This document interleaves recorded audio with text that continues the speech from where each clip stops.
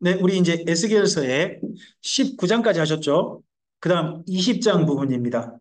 이제 20장은요, 이 예루살렘을 하나님께서 바벨론이라는 군대를 데려와가지고 치신다는 겁니다. 그 이야기가 20장부터 32장, 거기 이야기입니다.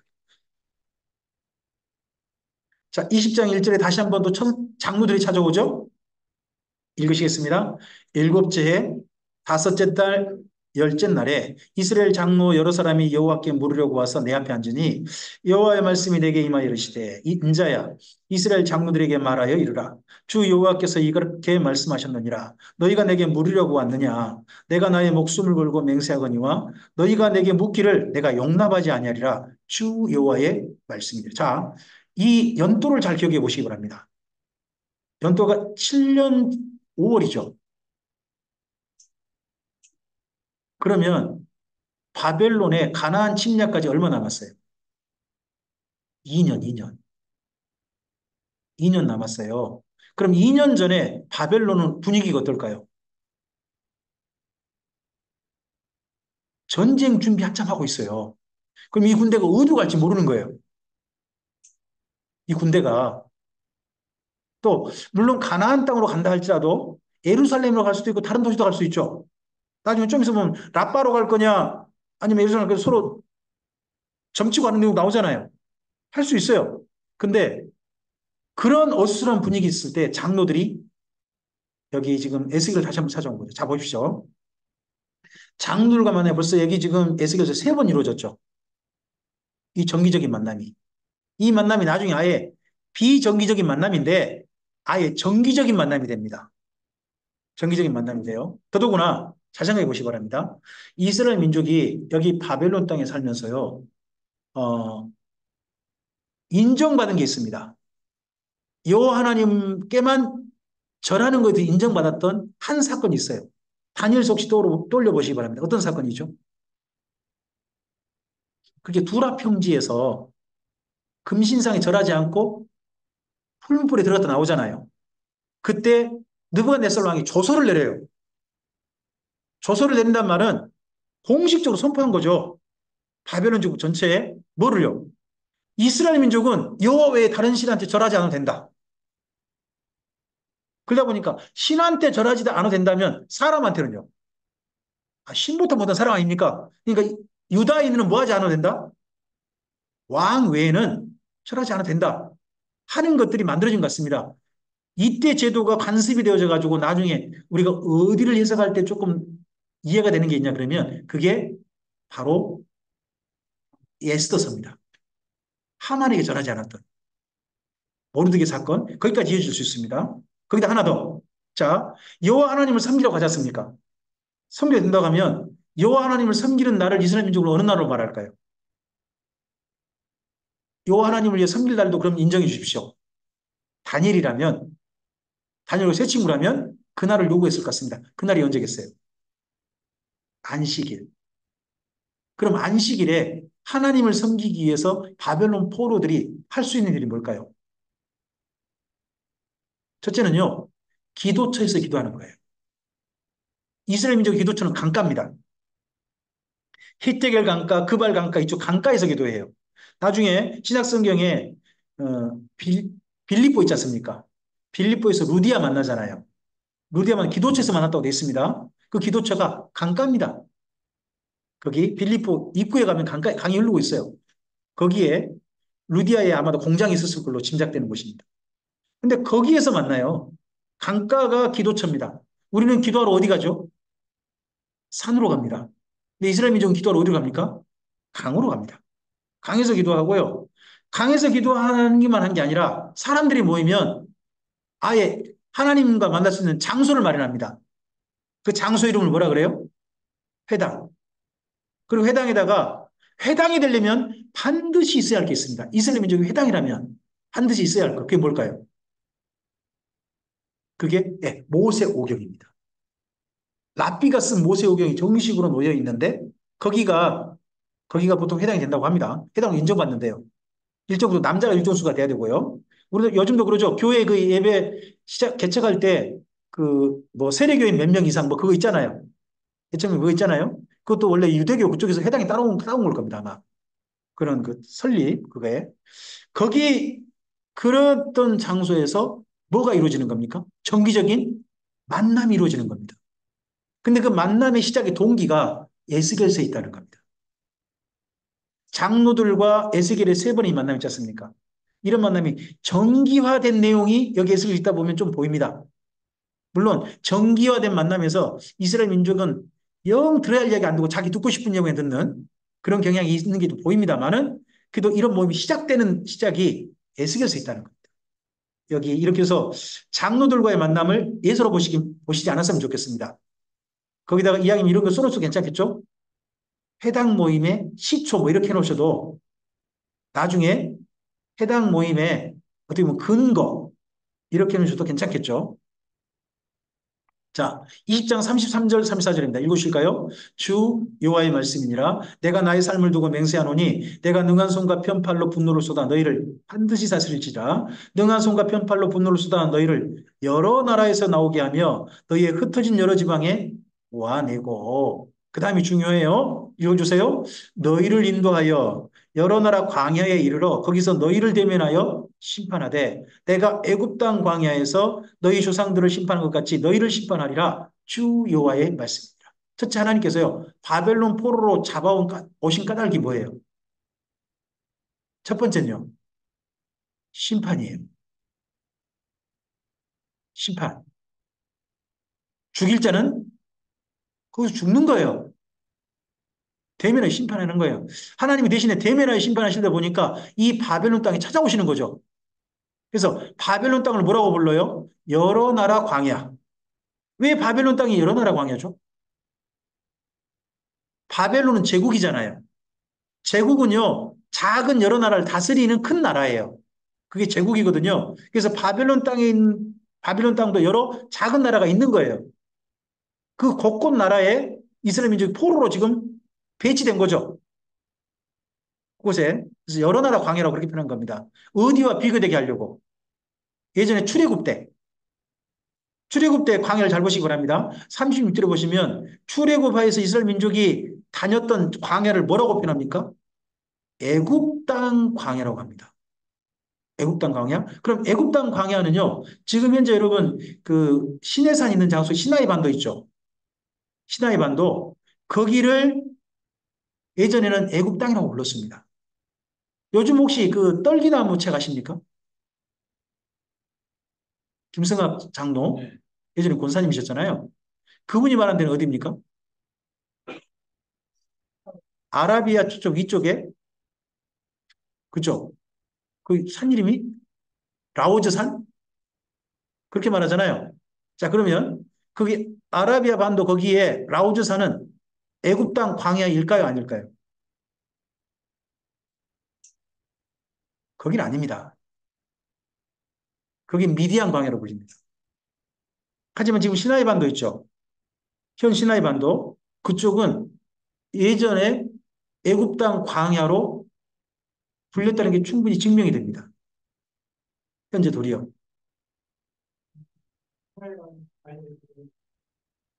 아우르산 그쪽에는 이게 실제 신해산이라고 하더라도 거기에 1년간 있었거든요. 거기서 나와서 네네. 애국 땅을 신었기 때문에 거기 나온 이후에 그것을 애국 땅이라고 하면 충분히 그렇게 설명을 하시는 걸로 제가 알고 있습니다만은 그 부분을 잘 생각해 보시면 거기 올라갔다가 내려온다는 것이 쉽지가 않습니다. 현재. 현재는 그쪽으로 내려온다는 것이 바로 거기 라오즈산 바로 있잖아요.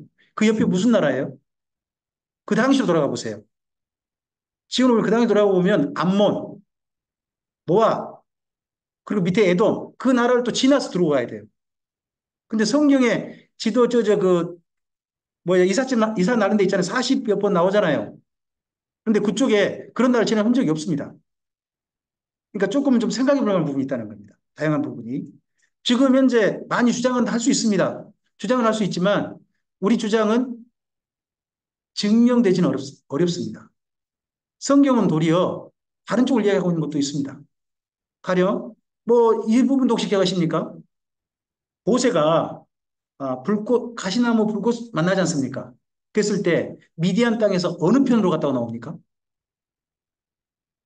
자, 개인 족속이 사는 미디안 땅에서요. 라오즈 산으로 가려면 모세가 양떼를 이끌고 어디로 가야 될까요? 북쪽으로 가야 됩니다. 방향이 북쪽이 돼야 됩니다. 근데 여러분 성경 읽어보시면 출애굽기에 모세가 어느 쪽으로 갔다고 돼 있죠? 서쪽으로 돼 있습니다. 서쪽. 성경이 이렇게 표현하고 있어요. 서쪽으로 갔다고. 네, 서쪽으로 갔다고 돼 있습니다.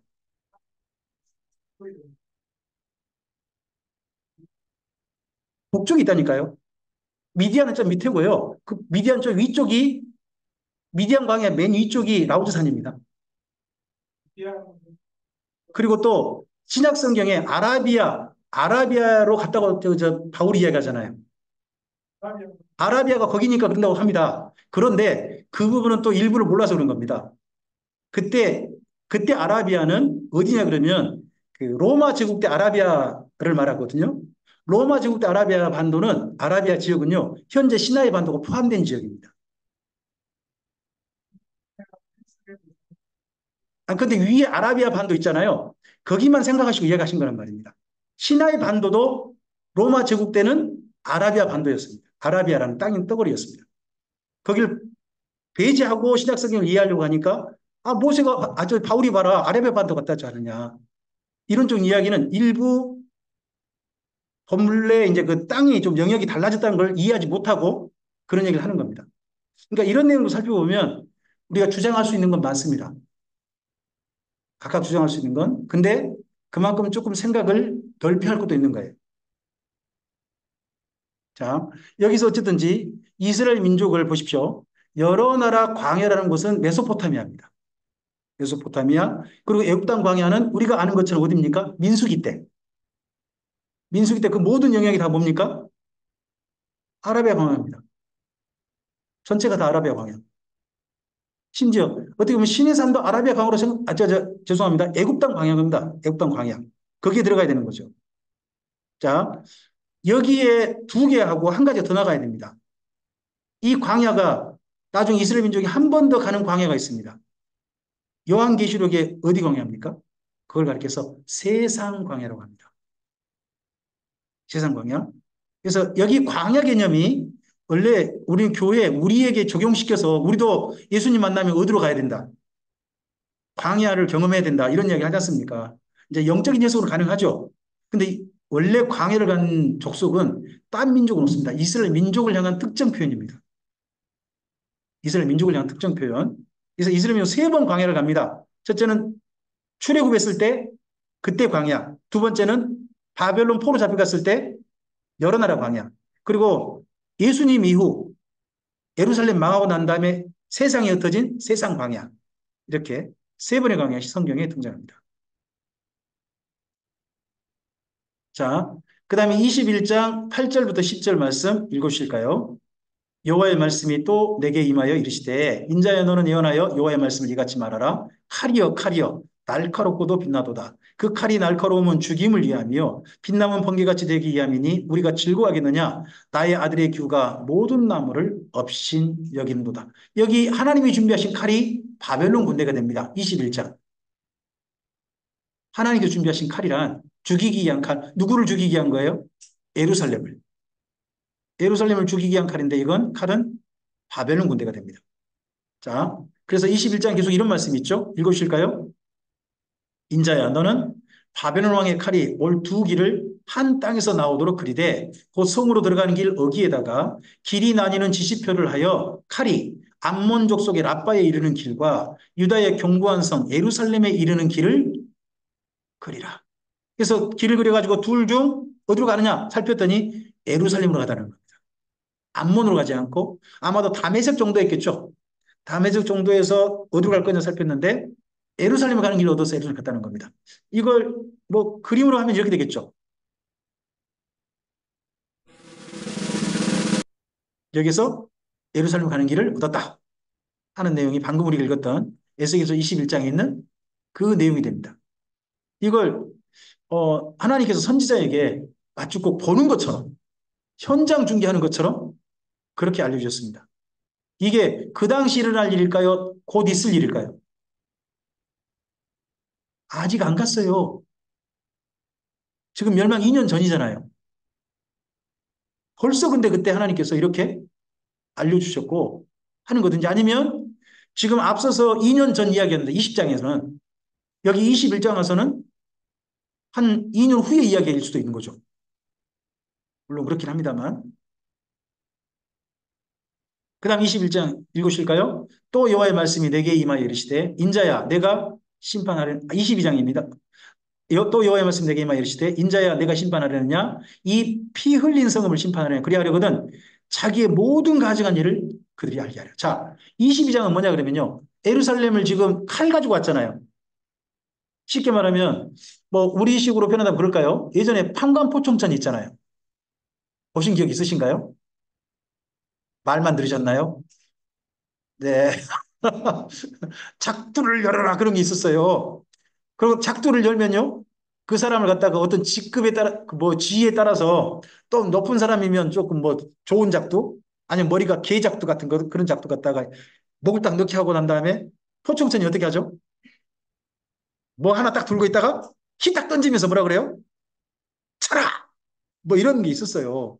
근데 시기 전에 이 사람을 작두를 열어 하기 전에 포청천이 그 죽어야 할 사람에게 뭘 해주죠? 그가 마지막으로 죽어야 마땅한 죄를 다 나열합니다. 너 이러이러한 죄 지었지? 그 사람이 죽을 죄를 지었습니다. 그러면 작두를 가져오거라. 그 다음에 이렇게 되거든요. 여기 22장이요. 하나님께서 나열하시는 예루살렘이 목이 잘릴 수밖에 없는 범죄를 나열하는 겁니다. 22장이 그러니까 우리나라 재판 조서에 판사님의 조서에 이러이러한 죄를 지었다 이런 죄를 지었다 쭉 이야기하는 거죠. 그러므로 또 뭐 정상 탐작에서 그러므로 이에 대해서 이렇게 판결한다 이렇게 하지 않습니까? 판결에 죄를 나열하는 내용이 22장인 거예요. 두 가지 뭐 이런 죄가 있습니다. 고관들의 죄, 백성들의 죄가 있어요. 고관들은 이런 죄를 지었대요. 자 읽으실까요? 이스라엘의 모든 고관은 자기 권세대로 피를 흘리려고 내 가운데 있었도다. 그들이 너희 가운데서 부모를 없인 여겼으며 내 가운데서 나그네를 학대했으며 내 가운데서 고아와 과부를 해하였도다. 저는 우리나라의 지도자들이 특별히 가난한 일반 백성들의 삶을 존중해 주셨으면 좋겠습니다. 이스라엘 국왕들은 정반대로 자기들만 이해하다가 빈부격차를 더 심하게 만들다가 결국 멸망직에 이른 거죠. 근데 이스라엘은 어떨까요? 이스라엘 민족의 이야기입니다. 읽으실까요? 너는 나의 성물들을 업신여겼으며 나의 안식일을 더럽혔으며 내 가운데 피를 흘리려고 이간을 붙인 자도 있었으며 내 가운데 산에서 재물을 먹는 자도 있었으며 내 가운데 음행하는 자도 있었으며 내 가운데 자기 아버지 하태를 지르는 자도 있었으며 내 가운데 월경하는 부정한 여인과 관계하는 자도 있었으며 자 죄의 나이를 잘 보세요. 어떤 죄가 있습니까? 하나님을 향한 죄가 있죠. 성물 업신여기고 하는 죄는 하나님을 향한 거잖아요. 안식일을 더럽혔다. 이거 사실 안식일도 이스라엘 민족이 하나님께서 이스라엘 민족을 해주신 날입니다. 그럼 안식일에 일을 시키거나, 부자들이 그런 짓을 했을 겁니다. 그리고요, 피를 흘리려고 이간을 묻힌 자, 그리고 산에서 재물 먹는 자, 이 사람은 우상 숭배한 자들이죠. 그리고 음행, 특별히 뭡니까? 근친상간. 거기다가 뭐, 월경하는 부정한 여인과 관계하는 자. 그러니까 성윤리 파괴자. 그렇죠? 죄송합니다. 네. 이따가 저 선물 준비하셨답니다. 송철림 입사님께서 입구에. 뭐 가져가셔야 된다고 하는데, 그건 알아서 보시기 바랍니다. 이 죄들이 다 있습니다. 요즘 교회에서요, 이런 죄는 막아야 된다라고 교회에서 열심히 이야기하고 있는 죄가 뭔 죄가 있습니까? 동성연애죠. 동성연애. 이 중에서는 그럼 어떤 죄입니까? 성윤리 파괴죠. 지금 동성연애 외에 그럼 교회는 성윤리 파괴하는 죄 안 짓습니까?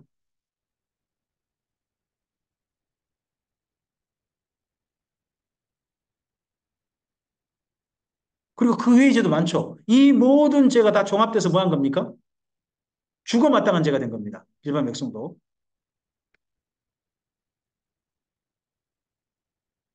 읽으실까요? 또 여호와의 말씀이 내게 임하여 이르시되 인자야 두 여인이 있으니 한 어머니의 딸이라 그 이름이 형은 오홀라여 아우는 오홀리바라 그들이 내게 속하여 자녀를 낳았나니 그 이름으로 말하면 오홀라는 사마리아요 오홀리바는 예루살렘이니라. 자, 22장에서 죄를 나열하고요. 23장에서는 다시 한번 19금 비유를 하는 거예요.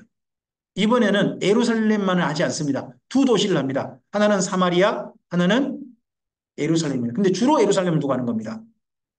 죽어 마땅한 두 음녀 이야기인 거죠. 그 이야기는 읽어보시기 바랍니다. 제가 차마 본문을 가져오지 못했습니다. 적나라한 표현이 많아서 그건 여러분께서 읽어보시되 30살 넘으시면 읽으시기 바랍니다. 이스라엘 민족은 그러합니다. 자, 그러고 난 다음에 24장 가면 이 연도 기억하셔야 됩니다. 24장 1절 혹시 거기 옆에다가 써놓으실 수 있으면 써놓으시는 것도 괜찮을 것 같습니다. 24장 앞을 보시고 1절, 2절 한번 읽어보실까요? 아홉째 열째 달 열째 날에 여호와의 말씀이 내게 임하 이르시되 인자야 너는 날짜 곧 오늘의 이름을 기록하라. 바벨론 왕이 오늘 예루살렘에 가까이 예루살렘이 포위된 날입니다. 3차 침략 때 10월 10일. 그래서 이스라엘 민족이요 앞으로 네 번의 금식을 하거든요. 1년에 네 번 금식을 해요. 그 중에 한 번이 뭐냐? 10월의 금식이에요. 10월의 금식이 뭐예요? 예루살렘이 포위된 날을 기념하는 거예요. 포위된 날을 기념하는 금식이 10월 금식입니다. 9년이죠. 아홉째 아닙니까? 포로로 잡혀온 지 9년이고 시드기야 왕 9년인 거죠. 자, 그래서 그 옆에다가 24장 1절 옆에다가 예, 왕하 25장 1절에 써야 되지 않습니까? 똑같은 내용이 나옵니다. 같은 내용. 그날이 포위됐다고 나와요. 잠깐 한번 가보세요. 열왕기하서 25장 1절 보시기 바랍니다.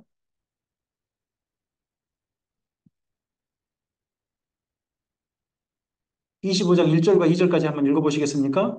시드기야 제9년 열째 달 10일에 바벨론의 왕 느부갓네살이 그의 모든 군대를 거느리고 예루살렘에 치러 올라와서 그 성에 대하여 진을 치고 주위에 토성을 쌓음에 그 성이 시드기야 왕 제11년까지 포위되었더라 하지 않습니까? 거기에 1절에 보시면 시드기야 왕 9년 열째 달 10일이라고 되어 있네요. 9년 10월 10일이죠. 그럼 거기 25장 그 옆에다가 뭐라고 써놓으셔야 됩니까? 에스겔서 24장이라고 써놓으셔야죠. 에스겔 24장 1절이잖아요. 두 양쪽 써놓으시면 이 내용이 24장, 에스겔서 24장 읽으실 때 반드시 기억하셔야 될 게 그날이 예루살렘 포위된 날이다 하는 걸 기억하고 읽으실 수 있도록 양쪽을 비교해 보시는 겁니다. 자, 이날 에스겔이 당한 일이 뭡니까? 앞을 보시고요. 제가 16절, 18절, 17절은 뺐습니다. 읽으실까요? 인자야, 내가 내 눈에 기뻐하는 것을 한 번 져서 빼앗으리니 너는 슬퍼하거나 울거나 눈물을 흘리지 말며 내가 아침에 백성이 말하였더니 저녁에요. 내 아내가 죽었으므로 아침에 내가 받은 명령대로 했다는 겁니다. 이날 에스겔의 아내가 죽어버렸어요. 포위된다. 그럼 여쭤보겠습니다. 에스겔의 아내는 죄를 지어 죽은 겁니까? 아닙니다. 그냥 하나님의 사인으로 주시기 위해서 그 생명 그냥 데려가 버리신 겁니다. 어떻게 보면 급사한 거예요, 급사. 에스겔이 나이가 이때 몇 살이에요? 잘 생각해 보세요. 에스겔이 멸망 6년 전에 부름받았죠. 그 이때 나이가 우리가 서른째라고 돼 있습니다. 30살이라고 돼 있어요. 그러면 이때가 몇 년이에요? 겨우 34살밖에 안 됐어요. 에스겔이 멸망 6년 전이니까요. 그럼 3년 전이잖아요. 그럼 34살이잖아요. 그럼 그의 아내는요? 비슷한 나이일 거 아닙니까? 30대에 갑자기 세상을 떠난 거예요, 여인이. 이 일을 왜 선지자가 겪어야 되나요? 하나님께서요, 지금 800년 넘게 사랑하신 이스라엘 민족을 목을 쳐버린 날이잖아요. 그 하나님께서 목을 치시는 그 아픈 심정을 알아줄 만한 사람이 아무도 없는 거죠. 그러니까 선지자들만 애꿎은 일을 당하는 거예요. 생각해 보세요. 하나님께서 아내가 바람 피워가지고 남의 자식을 내 자식처럼 키우신 일을 한 200년 한단 말이에요. 북이스라엘에서. 그런 하나님의 심정을 누가 경험해요? 호세가 경험하잖아요. 사실은 하나님께서 결혼하셨지만 결혼한 것도 아닌 홀로 사셨어요. 그렇죠? 예루살렘 홀로 사셨잖아요. 홀로 사신 것처럼 한 사람이 평생 결혼도 못했죠. 에레미야잖아요. 그리고 하나님께서 하나님께서 자기 아내를 죽이셔요. 그렇게 사랑하셨던 그 아내를 남편의 손으로 직접 죽인단 말이에요. 바벨론 칼을 들어가지고. 그랬을 때 그 하나님의 아픈 마음을 아무도 모르잖아요. 그 선자들이 참 애꿎은 일을 당해요. 근데 이렇게 해서라도요, 하나님께서 어떻게 보면 아픈 마음을 사람들에게 조금이라도 이해되길 원하셨던 것 같아요. 조금이라도 좀 제발 이해해야 돼요. 그리고 선지자는 이때 어떤 일을 겪죠? 말을 못하게 돼요. 실증을 걸리게 됩니다. 이때부터 몇 년 동안 아예 말을 못해요. 12년 될 때까지 말을 못하게 됩니다. 그리고 이때 정도 한 가지 그러면서 한 가지 일을 했어야 됐죠. 아까 우리 기억나시잖아요. 털 보관해놨었잖아요. 말도 못하면서 아내가 죽었는데 그때 선자가 뭐 해야 돼요? 털 가지고 나가서 일부는 태우고 일부는 칼로 치고 일부는 바람이 날리는 이런 일을 또 해야 되는 거죠.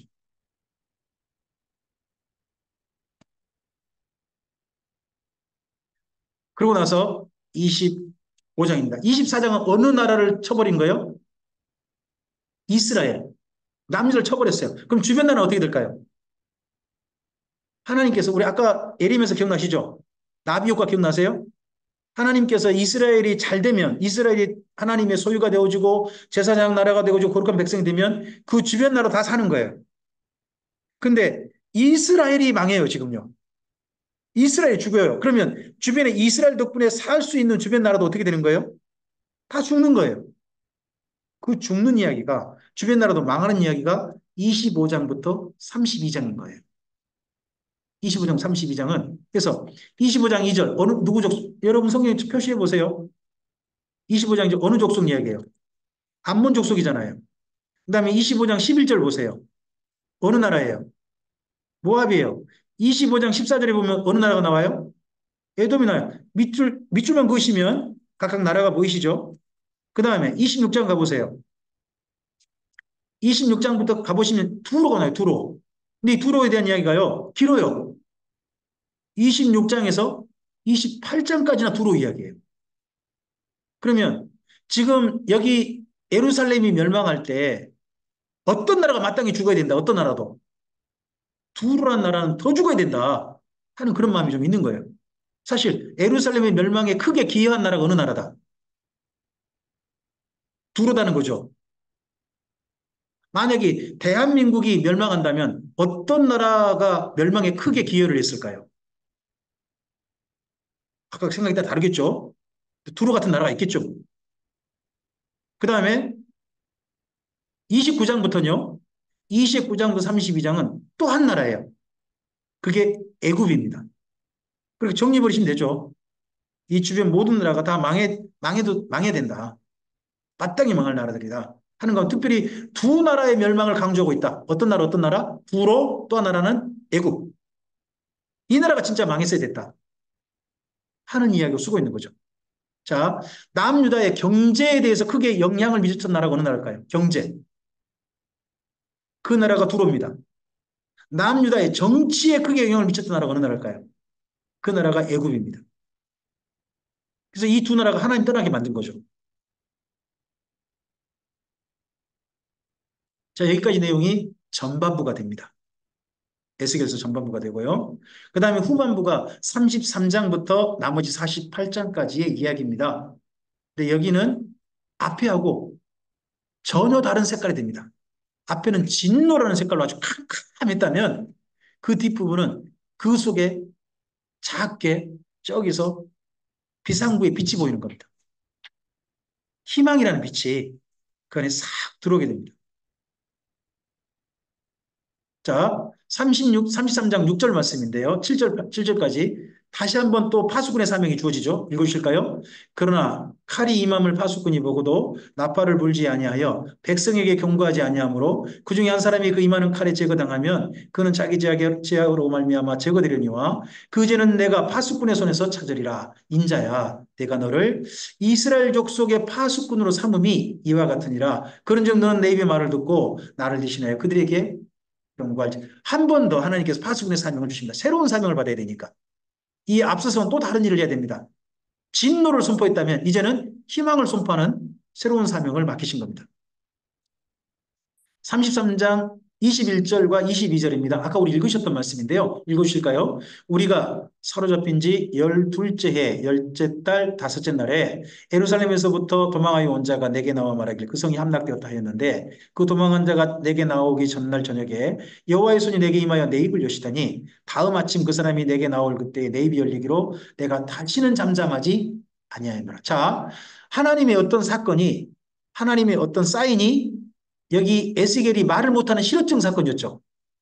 혹시 이 비슷한 사건이 시작 성경에 있었는데 기억나십니까? 세례요한의 아버지 사가랴. 세례요한의 아버지 사가랴가 성전에서 세례요한의 탄생을 예고받죠. 근데 그게 잘 안 되진 모양이죠. 그러니까 얘가 태어날 때까지는 뭘 못할 것이다. 말 못할 것이다. 얘가 태어나자 말을 했고 그가 하나님께 올려드린 찬양 그가 그때 예언했던 그 내용이 성경에 누가 보면 기록되지 않습니까? 예. 거기 여기 에스겔의 말 못했던 사건이 누가복음에 나온다는 것도 독특하죠. 34장으로 넘어갑니다. 34장 1절과 2절입니다. 지난 나라 이렇게 망하게 된 데는 이유가 뭡니까? 목자에 있다는 겁니다. 목자. 백성들도 문제지만 나라가 결국 망하고 안 망하고는 누구에 달려있다? 목자가 중요하다는 거야. 목자가 중요하다. 자, 읽으실까요? 여호와의 말씀이 내게 임하여 이르시되 인자야 너는 이스라엘 목자들에게 예언하라. 그들 곧 목자들에게 예언하여 이르기를 주 여호와께서 이같이 말씀하시되 자기만 먹는 이스라엘 목자들은 있을진저 목자들이 양떼를 먹이는 것이 마땅하지 않느냐. 여러분 지도자들은 백성 전부를 살리는 사람이어야 합니까? 자기들이 좋아하는 사람들만 살리는 사람이어야 합니까?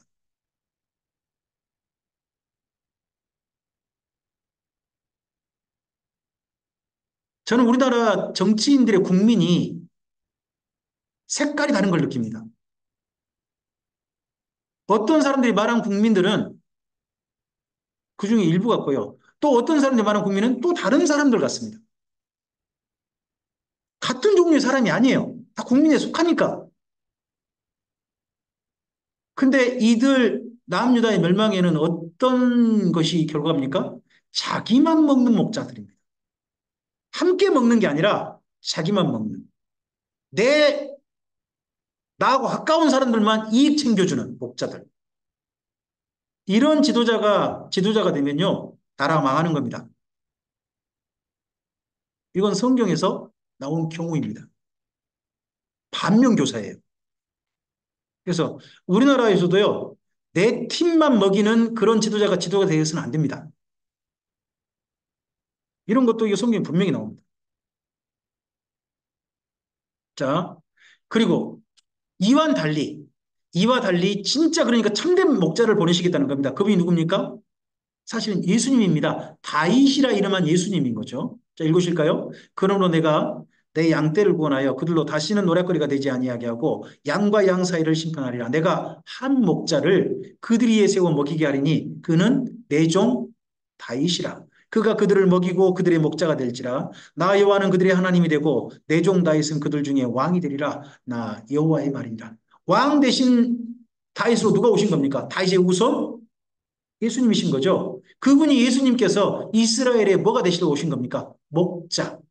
그래서 예수님은 자기를 가리켜 이렇게 말씀하셨습니다. 나는 선한 목자라. 양떼를 위하여 내 목숨을 나는 버린다. 이렇게 말씀하셨습니다.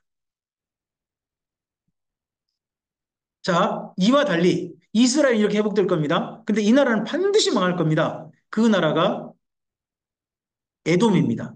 세일산으로 표현된 에돔인 거예요. 이 에돔 이야기를 여기 따로 하게 됩니다. 자, 읽으실까요? 인자야, 내 얼굴을 세일산으로 향하고 그에게 예언하여 이르기를 주 여호와께서 이같이 말씀하시되 세일산아 내가 너를 대적하여 내 손을 내게 펴서 내가 항무지와 공포의 대상이 되게 할지라 내가 내 성읍들을 무너뜨리며 내가 황폐하게 되리니 내가 나를 여호와인 줄 알리라. 자, 에돔의 멸망을 강력하게 많은 분량으로 선포하고 있는 선지자가 있다면 선지자가 있다면 뭐가 있을까요? 첫 번째가요. 첫 번째가 이사야서입니다. 우리가 혹시 잘 아는 말씀 있지 않습니까? 이사야서에 너희는 여호와의 책을 살펴보라. 짝이 없는 게 없다. 뭐 이것 때문에 많이 알려진 말씀 있죠. 이사야서 본문 있잖아요. 그 34장인가 본문 있습니다. 그게 사실은 뭡니까? 그 에돔이 얼마나 항목이 될지 도시가 항목이 될 그 이야기지 않습니까? 그래서 이사야서가 있습니다. 그리고 그 다음 성경이 어디가 있습니까? 에레미야서입니다. 에레미야서 48장이 에돔이 반드시 망할 거다. 하는 내용을 쓰고 있는 겁니다. 그리고 여기 에스겔서 35장. 여기가 긴 분량을 쓰고 있습니다. 그리고 아예 한 분이 에돔만을 대상으로 등장하죠. 그분이 오바댜. 오바댜. 그래서 이 네 분은 기억하시는 게 좋습니다. 이사야, 예레미야, 에스겔, 그리고 오바댜. 네 분의 반드시 멸망해야 될 나라를 어느 나라를 지목하고 있다는 겁니까? 에돔. 에돔을 지목하고 있다는 겁니다. 36장 이야기입니다. 이 에돔은 이렇게 멸망하지만 어디는 회복될 거란 겁니까? 이스라엘은 다시 회복될 거란 겁니다. 가나안 땅은. 자, 읽으실까요? 그러나 너희 이스라엘 산들아 너희는 가지를 내고 내 백성 이스라엘 위하여 열매를 맺으리니 그들이 올 때가 가까이 이르렀습니다. 내가 돌이켜 너희와 함께하리니 너희 사람이 너희를 갈고 심을 것이며 내가 또 사람을 너희에 많게 하리니 이들은 이스라엘 온 족속이라 그들을 성읍에 거주하게 하며 빈들에 건축하게 하리라. 다시 가나안 땅에 누가 살 것이다? 이스라엘 민족이 살게 될 것이다. 바벨론 포로 기한이죠. 이걸 말씀합니다.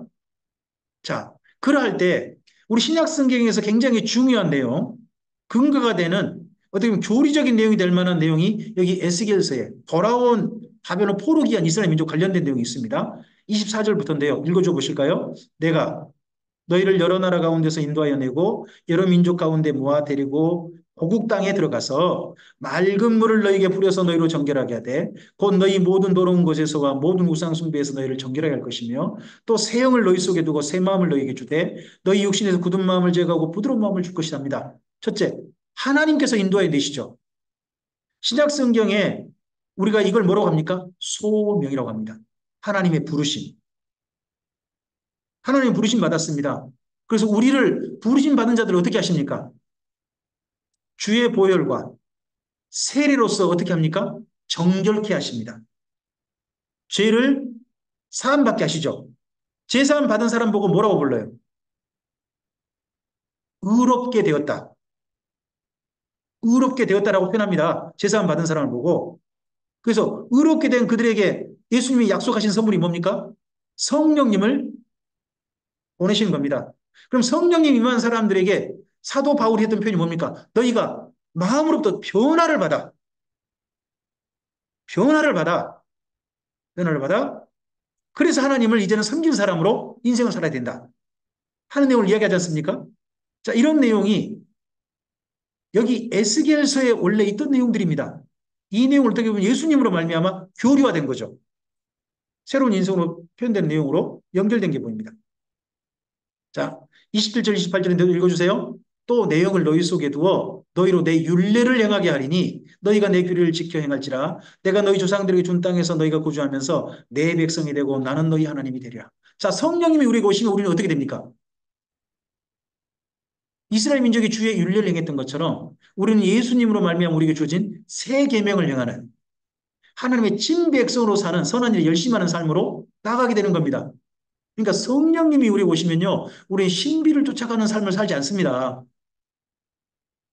하나님의 사람답게 이 땅에 거룩하고 아름다운 삶을 살아가는 것이 성령님께서 우리 안에 오셔서 하시는 일들입니다. 이게 본래 구약성에 있는 내용이고요. 이스라엘 민족은 가나안 땅에 삽니다. 근데 우리는 신약에서는 주님의 사람들이 어디에 살게 하십니까? 첫째는 교회라고 하는 공동체 안에 살게 하십니다. 또 하나는요, 우리 각자가 하나님의 나라가 되어져서 내가 살고 있는 삶 자체가 그 땅이 하나님의 나라가 되게 하는 삶으로 살도록 부름받은 거죠. 이런 내용이 여기 에스겔서 내용과 닮아 있습니다. 신약성경에 정리된, 예수만 정리된 내용이 이미 구약이 있는 내용인 게 보입니다. 자, 그리고 우리가 37장은 유명한 거죠. 마른 뼈 혹시 생기부흥에 참여 안 해보셨어요? 아, 생기야 부르라 해가지고 그때 생기 임하도록 하나님께 열심히 기도했던 그런 때가 있다면 여기 에스겔서 37장 말씀을 보시면 된 거죠.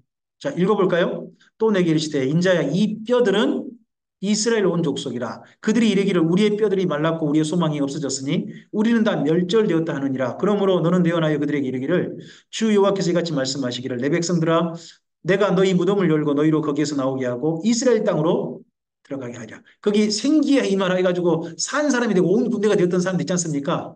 그들이 이스라엘 민족이란 겁니다. 자, 이스라엘 민족이 군대가 되어서 나왔던 때가 언제였습니까? 출애굽 때. 그런 것처럼 지금 바벨론 포로잖아요. 포로에서 돌아간 날도 뭐로 표현한 거예요? 군대. 출애굽, 출 바벨론이 있을 것이다. 하는 것을 이렇게 이야기하는 거죠. 이스라엘 민족을 향한 이야기입니다. 37장 이야기는. 그래서 자, 계속 읽으실까요? 내 백성들아, 내가 너희 무덤을 열고 너희로 거기서 나오게 한즉 너희는 내가 여호와인 줄 알리라. 내가 또 내 영을 너희 속에 두어 너희가 살아나게 하고 내가 또 너희를 너희 고국 땅에 두리니 나 여호와가 이 일을 말하고 이룬 줄을 너희가 알리라. 여호와의 말씀이라. 자, 여기에 에스겔서부터요. 이스라엘 민족의 독특한 생각이 주어집니다. 하나님의 영이 우리와 함께 하신다. 하나님의 영이 우리와 하나님 아버지 우리와 함께 하신다는 게 아니라 하나님의 영이 우리와 함께 하신다. 이게 생각이 점점 자리 잡게 됩니다. 이 생각이 나중에 예수님 때가 오면요. 자연스럽게 우리 안에 누가 오신다. 성령님이 오신다는 생각을 자연스럽게 받아들일 수 있도록 그런 게 준비가 돼가는 거죠. 그래서 이러한 교리로 우리에게 주어져서 오늘 말씀이 주어진 겁니다. 이제 38장의 내용으로 넘어갑니다. 38장, 39장은요. 곡과 마곡의 전쟁입니다. 여기 이스라엘 땅에 있는 전쟁이라는데 우리는 상관하지 않아도 됩니다. 일어나는 이스라엘 땅에 일어날 거니까요. 대한민국 한반도에 일어나지 않습니다. 읽으실까요? 여호와의 말씀이 또 내게 임하여 여호와의 말씀이 내게 임하여 이르시되 인자야 너는 마곡 땅에 있는 로스와 메섹과 두바랑 곧 고개게로 얼굴을 향하고 그에게로 예언하여 이르기를 주 여호와께서 이같이 말씀하시기를 로스와 메섹과 두바랑 고가 내가 너를 대적하겠다 합니다. 여기 로스는 러시아를 생각하게 합니다. 메섹은요. 메섹 족속이 만든 도시가 있죠. 모스크바입니다. 모스크바? 그럼 지금 러시아가 떠오릅니다. 두바랑국은 어디예요? 여긴 현재 이슬람 지역입니다. 이란이라든지 이라크라든지 그쪽 지역이 됩니다. 그리고 또 이 소련으로부터 독립한 그 나라들 있지 않습니까? 스칸스칸 뭐 그런 나라들, 그죠? 그런 나라들까지 그쪽 지역이 됩니다. 그쪽 지역인데 이들이 여기 쳐들어올 것이다. 이스라엘 땅을 쳐들어올 것이다. 그래서 눈여겨보는 것 중에 하나가 이 이슬람과 러시아의 연합 작전이 일어나는 거 잘 본다 하는 게 요즘 많은 사람들이 좀 생각하고 있는 거 아니겠습니까? 이 말씀대로 된다면 그런 것도 눈여겨보는 거죠. 근데 자꾸 이들이 연합하도록 여기 어떻게 보면 러시아하고 이슬람이 연합하도록 어떻게 보면 자꾸 부추기는 나라가 있다면 어느 나라가 있겠습니까? 저는 이스라엘이라고 생각합니다. 이스라엘이 자꾸 그런 짓거리를 해요. 그리고 또 그런 이스라엘을 열심히 도와주는 나라는 어느 나라고. 지금 석유값이 갑자기 오를 줄 알았습니다. 이번에. 근데 다행히 더 지나치진 않았어요. 전면전이 펼치지 않았어요. 이란이 전쟁에 전 참여할 줄 알았어요. 않고 지금 소강 상태예요. 얼마나 다행인지 모르겠어요. 이게 더 나갔다가는 지금 전 세계가 정말 일 날 뻔했어요. 그때 파리 올림픽 때 한편은 올림픽하고 있고 한편은 전쟁 날 뻔했지 않습니까? 다행히 그 정도에서 멈춰졌기 정말 다행인데. 자, 그리고 난 다음에 40장 가면 이제 예루살렘과 그리고 이스라엘의 회복을 이야기합니다. 40장부터 48장이 큰 덩어리입니다. 함께 읽는 겁니다. 1절, 2절 읽으실까요? 우리가 사로잡힌 지 25째에 성이 함락된 후 14째 해 첫째 날, 열째 날에 곧 그날에 여호와의 권능이 내게 임하여 나를 데리고 이스라엘 땅으로 가시되 하나님의 이상 중에 나를 데리고 이스라엘 땅에 이르러 나를 매우 높은 산 위에 내려놓으시는데 거기에서 남을 향하여 성읍 형상 같은 것이 있더라. 매우 높은 산이 어딜까요? 매우 높은 산. 이스라엘 땅에 있는 매우 높은 산. 제일 높은 산은 어디예요? 제일 높은 산은 헐몬산입니다. 그 다음 높은 산이 어디예요? 헤브론입니다. 헤브론이에요. 그리고 나서 예루살렘이 되거나 이런 겁니다. 그런데 매우 높은 산. 하지만 이스라엘 민족에게 매우 높은 산은 어디입니까? 예루살렘입니다. 실제 높은 산이 높은 산이 아닙니다. 이스라엘 민족에게 매우 높은 산 항상 예루살렘입니다. 우리도 그러죠. 우리도 서울로 갈 때는 뭐라고 합니까? 올라간다. 근데 서울이 높습니까? 강원도 강릉이 높습니까? 강릉이 고도로 보면 훨씬 높은 데 아닙니까? 근데 서울에서 강릉 갈 때 강릉으로 올라간다 그럽니까? 강릉으로 내려간다 그럽니까? 강릉에서 또 서울로 갈 때 서울로 올라간다 그럽니까? 서울로 내려간다 그럽니까? 우리에게도 그런 개념이 있잖아요. 제일 높은 개념. 이스라엘 민족도 그런 개념이 있습니다. 그래서 여기 이야기가 40장부터 48장 이야기인 거죠. 특별한 환상을 보여주신 거죠. 회복의 환상을. 자, 계속 읽으실까요? 나를 내리시고 거기에 이르시니 모양이 녹같이 빛난 사람 하나가 손에 삼줄과 측량하는 장대를 가지고 문에 서 있더니 그 사람이 내게 이르되 인자야 내가 내게 보이는 그것을 눈으로 보고 귀로 들으며 마음으로 생각할지어다. 내가 이것을 내게 보이려고 이리로 데려왔나니 내가 본 것을 다 이스라엘 족속에 전할지어다 하더라. 자, 여기 가나안 땅이에요. 가나안 땅에 하나님께서요. 여기 에스겔의 영을 데리고 오신 게 앞서서 한 번 더 있었죠. 언제 있었죠?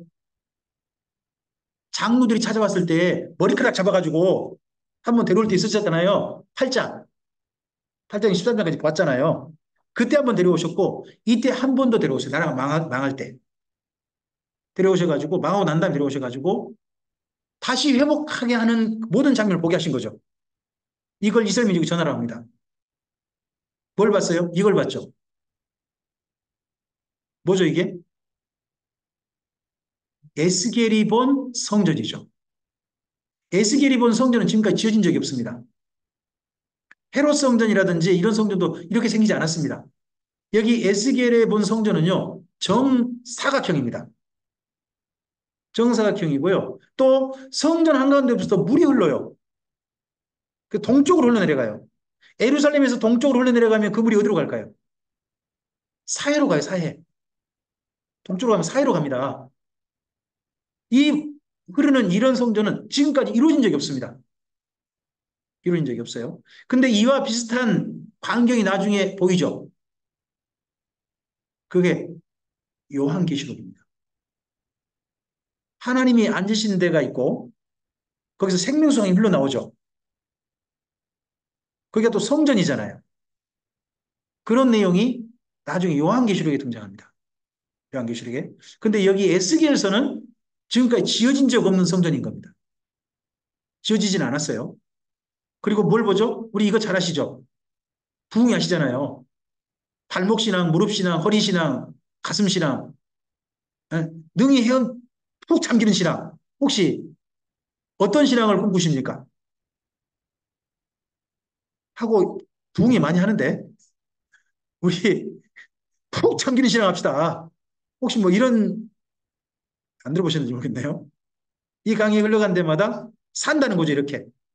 주변이 살고 심지어 사해 바다까지 살아버리는 그런 일이 있다 하는 것이 여기 에스겔의 환상이죠. 근데 에스겔의 환상은 지금까지 이루어지지 않았습니다. 지금 사해바다는 어떻게 돼가고 있습니까? 말라가고 있습니다. 말라가고 있어요. 그럼 사해바다는 점점 어떻게 돼갈까요? 더 농도가 진해지고요. 더 물고기가 살 수 없는 그런 땅이 돼가고 있습니다. 그런 바다가 돼가고 있는 거죠. 음. 여기하고는 정반대가 되고 있는 거죠. 그리고 이걸 이스라엘 민족이 전체 그리고 땅을 나누는데 큰 그림 보면 그림을 좀 잘 그려놔서 제가 간단히 좀 가져왔습니다. 가운데가 지금 어디입니까? 성전. 성전 장소에는 누가 삽니까? 사독의 자손들이 사는 성전이 있습니다. 그리고 북쪽엔 누가 삽니까? 레인이. 남쪽은요, 땅이요, 땅. 땅이고, 가운데 이 땅을 가리켜서 거룩한 성이라 부릅니다. 여호와 샴마. 여호와께서 거기 계신다. 불리는 곳입니다. 그리고 이 주변 가쪽으로 누가 살아요? 왕의 자손이 양쪽을 삽니다. 양쪽으로. 그리고 아래쪽에요. 베냐민 가치프가 삽니다. 그림을 이렇게 간단히 이렇게 보면 이유가 뭐냐 그러면 그 이스라엘 민족이 이렇게 그린 의도가 저는 이제 보였는데 그게 뭐냐 그러면 그게 이스라엘 민족이 출애굽했을 때 광야에서 진짜잖아요. 진짜일 때 성전을 가운데 두고 딱 주변에 포진하잖아요. 그런 식으로 그림을 그려보시면 같아요. 이 그림을. 근데 실제 땅으로 보면 이렇게 됩니다. 실제 땅 나눈 걸 보면 이렇게 나눠도 됐습니다. 이런 식으로. 그리고 여기 가운데 여기 유다 있죠. 여기가 성전도 있고 왕도 있고 레이인도 있고 제사장도 함께 살고 한 댁이 다 되는 겁니다. 그리고 나머지 그 밑으로 또 베냐민, 시므온, 이사갈, 스불론, 갓 이런 식으로 됩니다. 이건 그 이전에 이렇게 민족들이 이렇게 딱 나눠진 적이 없어요. 근데 다는 그 전에 맨 위쪽에 살았죠. 단 지파가 지금 남아있는지 모르겠습니다만 다는 맨 위쪽에. 그리고 그 전에 맨 남쪽은 누가 살았죠? 예전에 여호수아 때 맨 남쪽을 살았던 시몬 지파, 시몬 지파. 예? 유다 지파가 시몬 지파를 저 남쪽을 줘가지고 시몬 지파 근데 맨 남쪽은 갓 지파가 차지하도록 이렇게 되어 있는 땅 분배입니다. 이게 지금도 이루어진 적은 없죠. 없고 이러한 내용으로 그림 그려져 있습니다. 자, 이게 이루어지려면 뭐가 이루어져야 됩니까? 이게 이루어져야 됩니다. 우리가 에스라 성경 강좌가 43장 10절과 12절은 꼭 그렇게 함께 읽습니다. 혹시 여러분 표시 안 된 분 있다면 표시를 꼭 하셨으면 좋겠습니다. 43장 10절과 11절입니다. 읽어주실까요? 인자야, 너는 이 성전을 이스라엘 족속에게 보여서 그들이 자기 죄악을 부끄러워하고 그 형상을 측량하게 하라. 만일 그들이 자기들이 행한 모든 일을 뭐 하거든? 부끄러워하거든. 이건 뭐죠? 조건절이죠. 만일 뭐뭐 하거든이란 말은 조건절이잖아요. 이렇게 되면 그 다음요. 너는 이 성전의 제도와 구조와 그 출입하는 곳과 그 모든 형상을 보이며 또 그 모든 규례와 그 모든 법도와 모든 윤례를 알게 하고 그 목전에 그것을 써서 그들로 그 모든 법도와 그 모든 규례를 지켜 나게 하라. 그럼 여기 40장부터 48장이 실제로 이루어지기 위해서는 뭐가 필요한 거예요? 여기 43장 10절과 11절이 먼저 조건절이에요. 이게 이루어졌을 때 그 다음 이루어지는 거예요. 그럼 이건 뭘 말하는 거예요? 바벨론 포로들의 온전한 회개예요. 바벨론 포로들의 온전한 회개. 자기들이 해간 모든 일 때문에, 그 전에 했던 일 때문에 뭐 해야 돼요? 부끄러워야 돼요. 정말 부끄러워할 일에 부끄러워해야 돼요. 회개는요, 내 삶이 창피해야 돼요. 하나님 살았던 삶에 대해서 창피해야 그 다음 나갈 수 있어요. 예수 믿고 난 다음에 더 뻔뻔해진 사람들이 있어요. 창피를 모르고. 그건 전 신앙 아니라고 생각합니다. 신앙이란 하나님과 상을 살았던 내 삶에 대해서 창피함을 느끼는 겁니다. 부끄러워야 돼요. 부끄러워야 그 일을 안 하죠. 부끄러워야 그 일을 안 합니다. 다시 안 해요. 근데 부끄럽지 않으니까 이것 좀 하면 좀 어때? 이러니까 또 하는 겁니다. 이스라엘 민족이 온전한 회개를 기대하셨습니다. 그러면 여기 40장부터 48장 이루어지지 않는 이유는 뭡니까? 온전한 회개가 없었던 뜻 아니겠습니까? 그래서 이건 지금도 이렇게 성경 속에만 남아 있습니다. 그래서 여기를 노 목사님께서는 이렇게 표현하시기도 하셨습니다. 하나님의 이루어지지 않은 꿈이라고 하셨습니다. 제가 그 표현을 지금도 기억합니다. 제가 참 노 목사님의 강좌를 듣다가 정말 생각을 달리하게 했던 것 중에 하나님께서 원하셨는데 이루어지지 않는 일도 있을 수 있다 하는 이야기를 듣고 정말 많은 생각을 하게 됐습니다. 전능하신 분이신데 그분도 마음대로 안 되는 일이 있으시다니. 네. 자, 여기까지 해서 우리 에스겔서를 이제 마쳤습니다. 우리 잠시 쉬셨다가 그 다음에 우리 오바댜서, 에레미야 예가, 그리고 다니엘서 첫 번째, 다니엘서 전체 내용 설명만, 그중 다니엘서 중에 중간사는 다음 모임 때 하는 걸로 하고요. 그 모임을 진행하도록 하겠습니다. 네, 감사합니다.